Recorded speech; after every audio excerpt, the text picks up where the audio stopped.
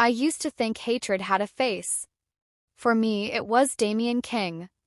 He stood at the end of the crystal aisle with the stillness of a winter statue, tall, beautiful, and terrifying in a black tailored suit that looked carved from midnight.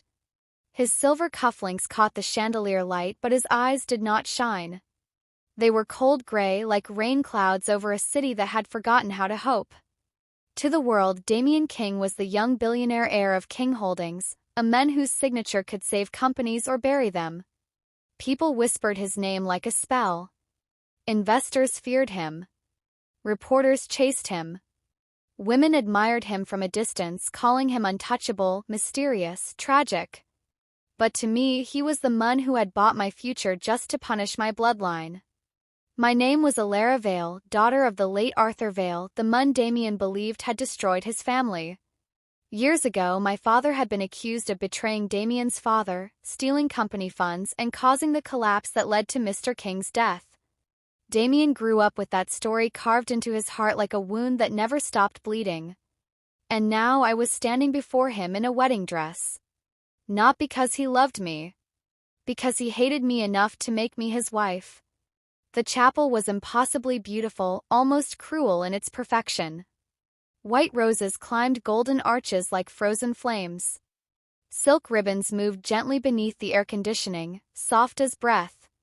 The marble floor reflected the chandeliers above us, making it look as though I was walking across a sky full of broken stars. But every step felt like walking deeper into a cage. Guests filled the pews in designer gowns and dark suits. Their faces were polished, elegant, and empty. Some looked at me with curiosity. Others looked at me with disgust. To them, I was not a bride. I was the daughter of a traitor dressed in white like a lie. Damian's mother, Victoria King, sat in the front row with her back straight and her lips curved in a smile too sharp to be kindness. She was a woman made of pearls, perfume, and poison. Beside her, Damian's relatives whispered behind gloved hands, their eyes cutting through my veil. "She looks nothing like a king bride," one woman murmured. "Of course not," another replied softly. "Trash can wear silk, but it remains trash." My fingers tightened around the bouquet until the rose stems bit into my palm. I wanted to cry, but I refused to give them that pleasure. My father had died with shame on his name, our house had been taken, our accounts frozen, and our family friends had disappeared like smoke. Pride was the last thing I owned, so I wore it like a crown even when my heart was collapsing beneath it. Then I looked at Damian. He did not move. He did not soften. He watched me approach like a judge waiting for the condemned to reach the stand. When I finally stopped beside him, the priest began speaking, but his words sounded far away, like they were traveling through water. I could hear my own heartbeat louder than the vows. I could hear the rain beginning outside, tapping against the stained glass windows as if heaven itself was warning me to run. Damian's hand brushed mine when we turned toward the altar. It was cold. Not nervous cold. Empty cold. The kind of cold that said he had already buried every tender thing inside him. "Damian Alexander King," the priest said, "do you take Elara Vale to be your lawfully wedded wife?" Damian did not look at me when he answered. "I do." His voice was calm, controlled, and emotionless. The words did not sound like a promise. They sounded like a sentence being passed. Then the priest turned to me. "Elara Seraphine Vale, do you take Damian King to be your lawfully wedded husband?" For a moment I could not breathe. I saw my father's face in my mind. Gentle eyes. Tired smile. Ink stains on his fingers from the letters he used to write late at night.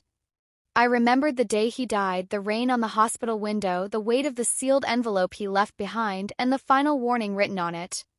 "Open this only when you have no one left to trust." That letter was hidden now in the lining of my old handbag, tucked beneath satin and secrets. I had not opened it yet. I was afraid of what truth could cost. But standing beside Damian, I realized I had already paid for lies. "I do," I whispered. The ring was brought forward on a velvet cushion. Damian took it between his fingers and slid it onto mine. His touch was careful but distant, like he was placing a chain around something dangerous. The diamond caught the light and glittered beautifully, but all I felt was its weight. When it was my turn, my hands trembled. I placed the ring on his finger, and for the first time that day, Damian looked directly at me. His eyes were colder up close. Beautiful. Merciless. Haunted. For a single second, I wondered if there had ever been a boy beneath all that ice. A boy who had cried for his father. A boy who had been told the same story so many times that hatred became easier than grief. Then his expression hardened and the thought disappeared. "You may kiss the bride," the priest announced. The chapel fell silent. Damian leaned closer, but he did not kiss me on the lips. His mouth brushed the side of my veil, barely touching my cheek, so cold and brief that it felt more like an insult than an intimacy. The guests clapped. The sound was thunder without warmth. As we turned to face them, Damian lowered his mouth near my ear. From the outside, it might have looked romantic. A billionaire groom whispering something sweet to his new bride beneath roses and golden light. But his words entered me like a blade. "You will pay for what your father did." My smile froze. The camera flashes burst around us, bright and violent, capturing a beautiful lie for tomorrow's newspapers. Billionaire Damian King marries Elara Vale in private luxury ceremony. The world would call it a fairy tale. They would see the gown, the roses, the mansion, the diamond, and believe I had been rescued. No one would know I had just been sentenced. At the reception, Damian did not hold my hand. He did not dance with me except for one song, and even then his palm rested at my waist with the discipline of a man touching something he despised. The music was soft, a slow piano melody that should have made the room feel tender, but every note only reminded me how alone I was. "You look frightened," he said quietly as we moved beneath the chandelier. "I am not frightened of you," I replied. His lips curved, but it was not a smile. "You should be." I lifted my eyes to his, refusing to look away. "My father was not the monster you think he was." Something dark passed across his face. "Do not speak of innocence while wearing my ring." The music ended. He released me immediately. That was our first dance as husband and wife. A performance. A warning. A war declared in whispers. Later that night, I was taken to the King Mansion, a towering estate beyond the city where iron gates opened like the mouth of some sleeping beast. Rain streaked down the car windows, turning the world outside into blurred silver lines. Damian sat beside me in silence, his profile sharp against the passing lights. Between us lay the space of two ruined families. When the car stopped, servants lined the entrance with bowed heads. The mansion rose before me in pale stone and dark glass, its windows glowing like watchful eyes. It was beautiful, yes. But it did not feel like a home. It felt like a place where secrets went to die. As I stepped inside, my wet veil trailed behind me like a ghost. Damian paused at the grand staircase and looked down at me. "You will have your own room," he said. "Do not mistake this marriage for affection." I held my bouquet tighter, though the roses were already wilting at the edges. "I never did." For the first time, a flicker of surprise crossed his face. It was small, almost invisible, but I saw it. Then it was gone. A maid led me upstairs through a hallway lined with oil paintings of the King family. Stern men. Elegant women. Golden frames. Cold eyes. At the end of the corridor, one painting stopped me. It showed Damian as a child standing beside his father. He must have been 8 or 9. His hair was dark and unruly, his small hand holding his father's coat. He was not smiling, but his eyes were different then. Softer. Waiting. Human. My chest tightened before I could stop it. So there had been a boy once. Before grief turned him into a weapon. Before my name became the reason he learned to hate. Inside my new room, everything was perfect and unfamiliar. A silk-covered bed. White curtains. A vanity with gold edges. A closet full of clothes I had not chosen. On the bedside table sat a single white rose in a glass vase. I stared at it for a long time. Then I opened my handbag and touched the hidden seam where my father's letter waited. My hand shook. I did not open it. Not yet. Outside, thunder rolled over the mansion. Somewhere beyond the walls, Damian King was beginning his revenge. And inside my room, holding the last secret my father left me, I understood something that made my blood run cold. Damian had married me to punish a dead man. But the truth buried in that letter might punish us all. That night, I slept with my father's letter beneath my pillow. I did not open it. I only pressed my fingers against the hidden envelope and listened to the rain crawling down the tall windows like cold tears. The King mansion was quiet but not peaceful. Its silence had weight. It pressed against the walls, slipped beneath the door, and settled over my chest until breathing felt like a secret I was not allowed to keep. When morning came, the sky was pale and silver. A maid named Clara entered my room with breakfast, her eyes lowered, her hands trembling slightly as she placed the tray on the table. She was young, perhaps only a few years older than me, with soft brown hair tied neatly behind her neck. "Madam," she whispered. The words sounded strange. Too heavy for me. Too false. "Please call me Elara," I said softly. Her eyes lifted for half a second, then dropped again. I was instructed not to. By whom? I did not ask. I already knew. Damian King had not just brought me into his home. He had placed me inside a beautiful glass cage and warned everyone not to touch the prisoner. The mansion was larger than any place I had ever lived, but emptier than a grave. Every hallway stretched too long. Every marble floor reflected my loneliness back at me. On the walls hung portraits of the King family, painted in elegant colors, their faces calm, proud, and cold. I passed them like a stranger walking through a museum of ghosts. At the end of the eastern corridor, I saw Damian. He stood before a tall window, one hand in his pocket, the other holding a black folder. Morning light touched his face, softening the hard line of his jaw but not the distance in his eyes. For one foolish moment he looked less like my enemy and more like a man who had forgotten how to rest. Then he turned and saw me. The softness vanished. "You should not wander," he said. "I am your wife," I replied, though the word tasted bitter. "Not a thief." His eyes moved over me slowly, not with desire but with suspicion. "In this house those can be the same thing." The words struck harder than I wanted to show. I folded my hands in front of me, hiding how my fingers shook. "Then lock every door," I said quietly. "It will make your revenge easier." A flicker passed through his eyes, but he said nothing. He walked past me, close enough that the sleeve of his dark coat brushed my arm. It was the smallest touch, almost nothing, yet it left behind a coldness that stayed on my skin long after he disappeared down the hall. Distance could be louder than cruelty. By evening I was summoned to dinner.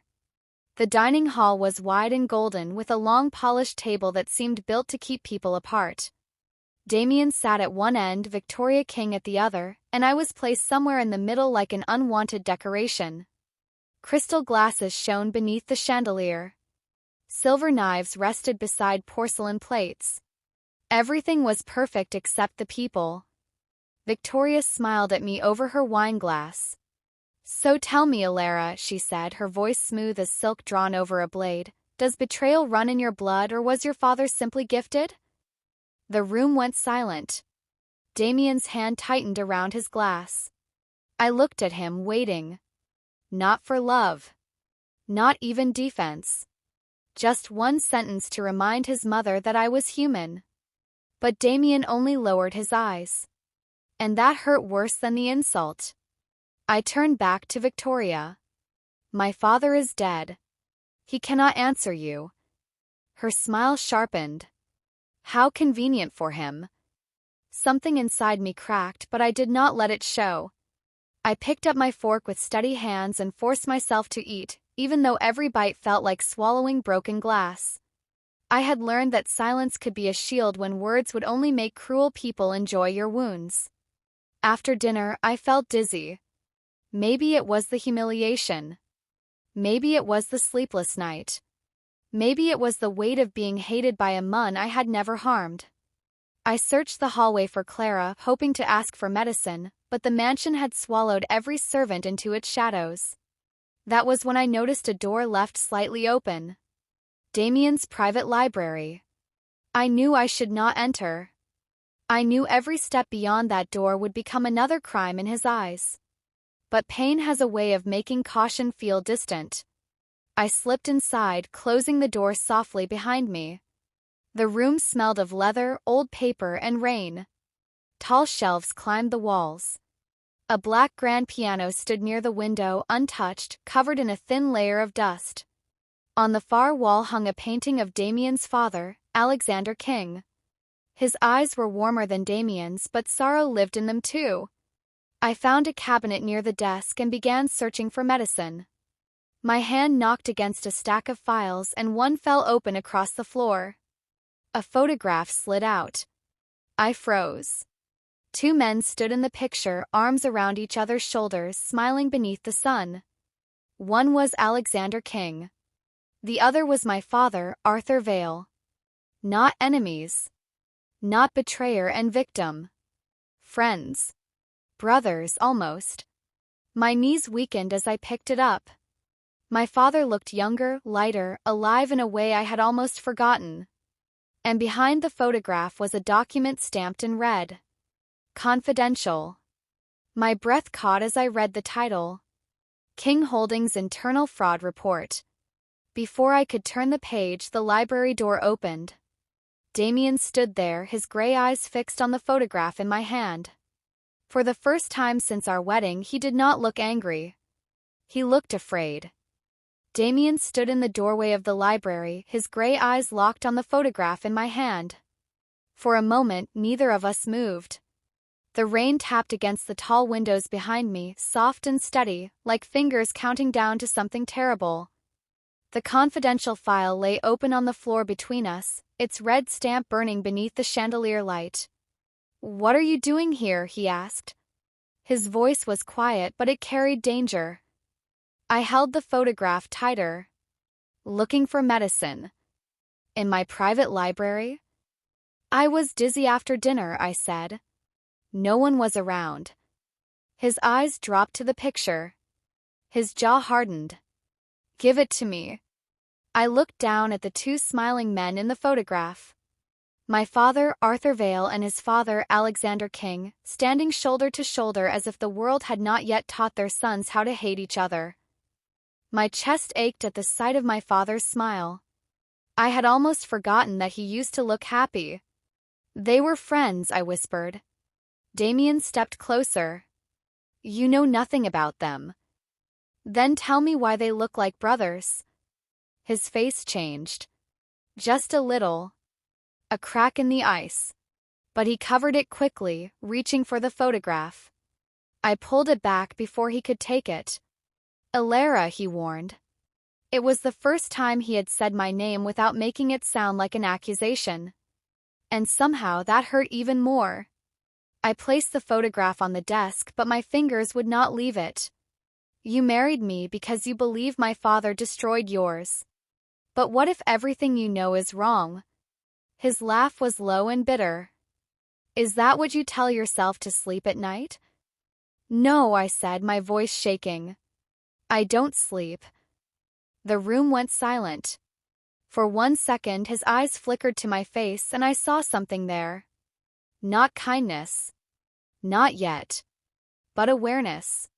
As if he had suddenly noticed the dark circles beneath my eyes, the weakness in my hands, the way my wedding ring hung on my finger like a beautiful punishment. Then he looked away. Leave. I wanted to fight. I wanted to demand answers. But the file on the floor, the photograph on the desk, and the fear I had seen in his eyes told me one thing clearly. The truth was not dead. It was hidden. That night, I returned to my room with my heart beating too loudly. The mansion seemed colder than before. Every portrait watched me pass. Every shadow seemed to whisper my father's name. When I closed my bedroom door, I went straight to the old handbag I had brought from my former life. It looked poor beside the silk curtains and golden vanity. Worn leather. Loose stitching. A broken clasp. But inside it was the only thing in that mansion that truly belonged to me. My father's final letter. I sat on the floor beside the window as rain painted silver lines across the glass. My hands trembled as I tore open the envelope I had feared for months. My dearest Elara. If you are reading this, then I failed to protect you from the truth. The words blurred as tears filled my eyes. My father's handwriting was weaker than I remembered, but every curve carried his voice. He wrote that he had never betrayed Alexander King. He had discovered a secret theft inside King Holdings, a chain of forged transfers hidden beneath false signatures. He tried to warn Alexander, but someone had already turned the company against him. Then came the accident. That was what the newspapers called it. A tragic accident. But my father's letter called it murder.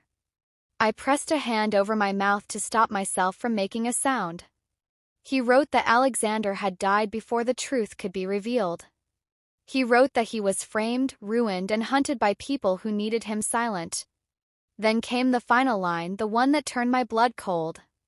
The person who destroyed us is still inside the King family. Someone powerful. Someone Damian trusts.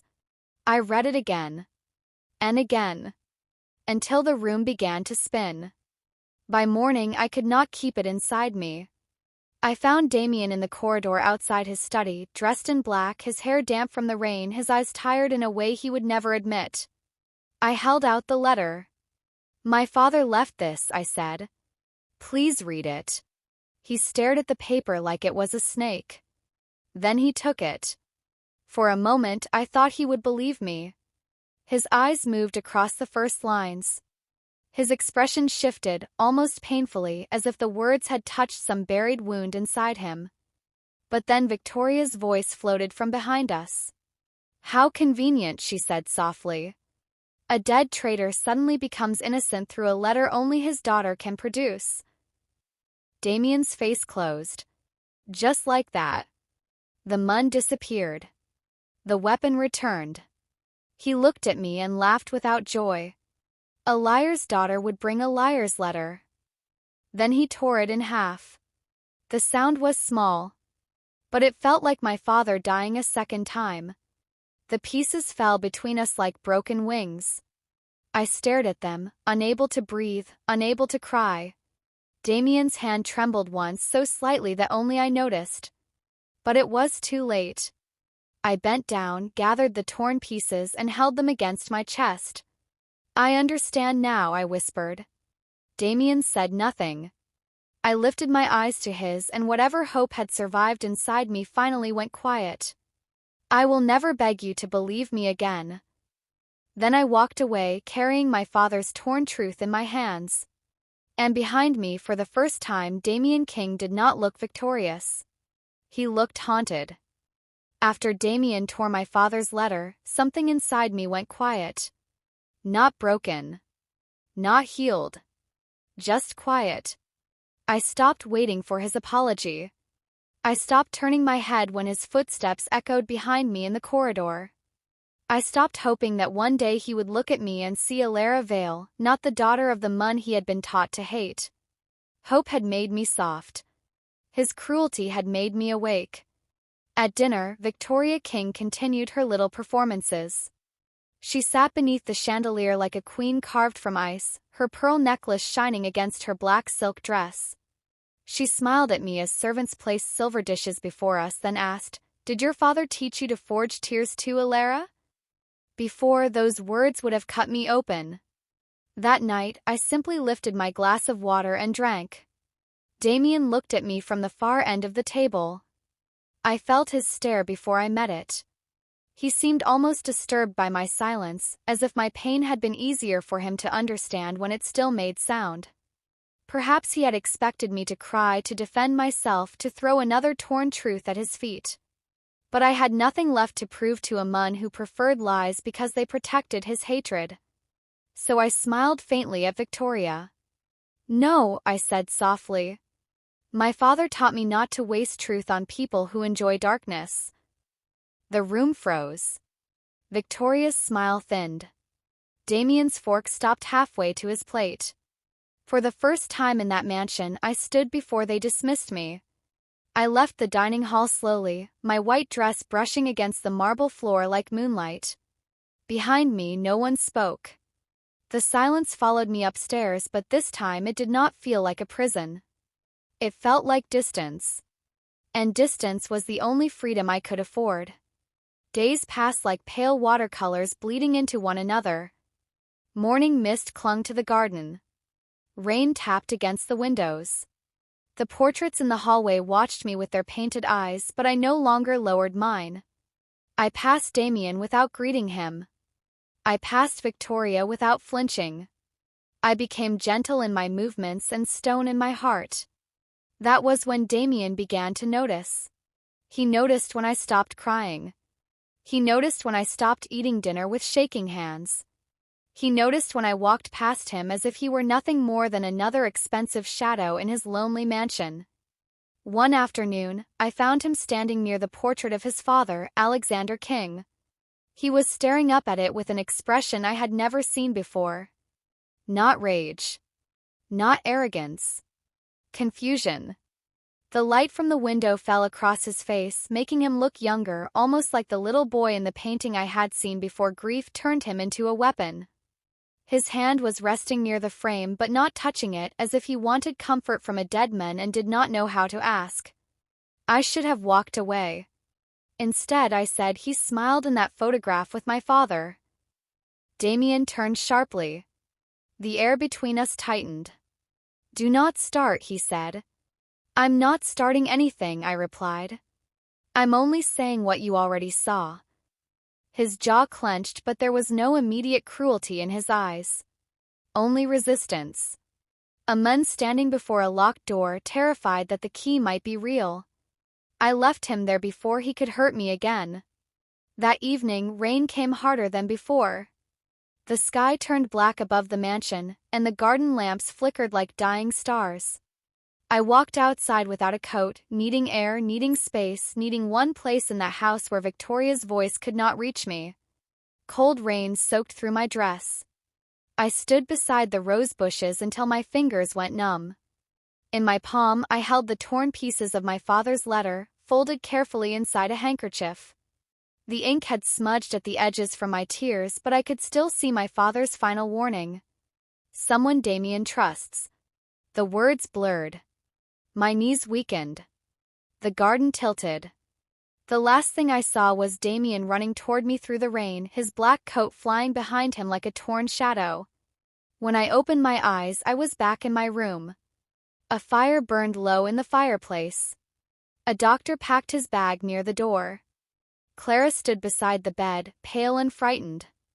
And Damian King sat in a chair beside me, his shirt sleeves rolled up, his hair damp, his face stripped of its usual coldness. He looked afraid. Truly afraid. "You fainted," he said quietly. I turned my face away. His voice came softer. "Why didn't you tell me you were sick?" A small laugh escaped me, weak and bitter. "You taught me my pain was not your concern." Damian said nothing. The silence that followed was not empty. It was wounded. The next morning I woke to find my room filled with white lilies.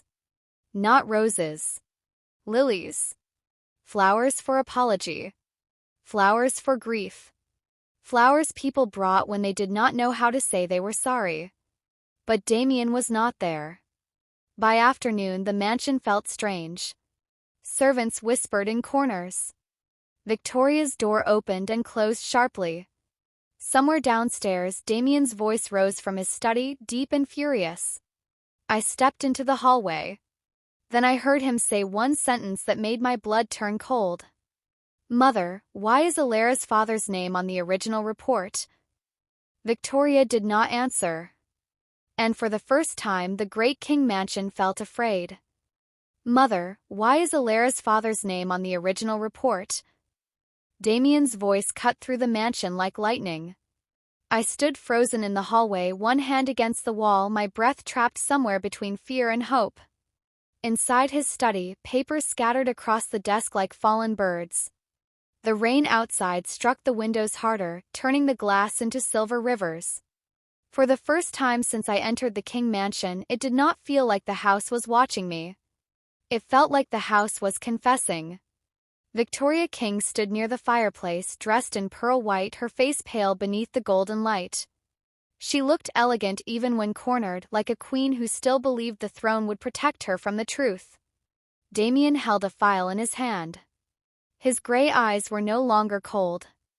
They were wounded. "This report says Arthur Vale discovered the missing transfers," he said, his voice shaking with restrained fury. "It says he requested an emergency meeting with Father before the accident. It says he was trying to expose the fraud." Victoria's lips parted but no words came out. I stepped into the doorway without meaning to. Damian turned when he saw me, and for one painful second, everything in his face collapsed. The anger. The pride. The hatred he had worn like armor. Beneath it all was a man who had finally realized he had been holding a knife to the wrong heart. "Elara," he whispered. My name sounded different in his mouth now. Not like an accusation. Like a prayer he had no right to make. Victoria's eyes sharpened when she saw me. "This is family business." I looked at her calmly. "My father died because of this business." The room went silent. Damian opened another file with trembling hands. Bank records. Forged signatures. Hidden transfers. Confidential emails. Every page was another bone pulled from the grave of our families. The missing money had never passed through my father's hands. The evidence had been buried, altered, and sealed by someone with access to Alexander King's personal accounts. Someone close. Someone trusted. Someone named Victoria King. Damian looked at his mother as if he was seeing her for the first time. "You framed him." Victoria's face hardened. "I protected this family." "You destroyed 2 families." "He was going to ruin everything," she snapped. "Your father was weak. Arthur Vale was going to expose me, and your father would have chosen him over me. I did what I had to do." The words landed like thunder. I gripped the doorframe, feeling the world tilt beneath me. My father had died with shame on his name while the real sinner wore pearls and sat at the head of the table. Damian's father had died believing betrayal came from a friend. And Damian had grown up feeding hatred to a ghost that had never harmed him. Damian lowered the file slowly. The boy in him looked shattered. The billionaire looked powerless. And the husband looked too late. At the board meeting 3 days later, the sky was clear, but my heart felt like rain. King Holdings' grand conference room was filled with directors, lawyers, investors, and reporters. Glass walls reflected the city below, bright and endless, while the long black table shone beneath the lights like still water before a storm. Damian stood at the head of the room. I sat beside him not as his wife but as Arthur Vale's daughter. When he began speaking, his voice was steady, but I saw the pain in his hands. He exposed everything. The forged documents. The hidden accounts. The altered report. Victoria's role in my father's ruin and the cover-up that followed Alexander King's death. Victoria tried to rise. Security stopped her. Her pearls trembled at her throat as cameras flashed across her face. The woman who had made every dinner taste like humiliation was finally choking on the truth she had buried. "My father's name will be restored," I said, standing slowly. "Arthur Vale was not a traitor. He was the man who tried to save this company from the person sitting at its table." For a moment, I heard nothing. Then the room erupted. Lawyers spoke. Reporters shouted. Directors turned against Victoria. Her empire cracked in public, piece by piece, until the name Vale no longer sounded like shame. It sounded like justice. Afterward, Damian found me alone near the window. The city glittered below us, beautiful and distant. He approached slowly, as if afraid sudden movement would make me disappear. His black suit was perfect, but his face was ruined by regret. "I'm sorry," he whispered. Such a small word. Too small for a wedding without love. Too small for a torn letter. Too small for every night I had slept with my father's truth beneath my pillow. I looked at the man who had married me for revenge and discovered too late that I was the wound he should have protected. His eyes begged for forgiveness, but my heart no longer knew how to kneel before pain. So I removed my wedding ring. The diamond caught the light one last time before I placed it on the conference table between us. "Now you know the truth," I said softly. "But I need to know who I am without your hatred." Damian did not stop me. Maybe because he finally loved me. Maybe because he finally understood love was not ownership. I walked away from King Holdings with my father's name restored, my hands empty and my heart trembling beneath the weight of freedom. That was the day I became Elara Vale again. And that was the day Damian King learned that revenge can win a marriage, but it can never keep a heart.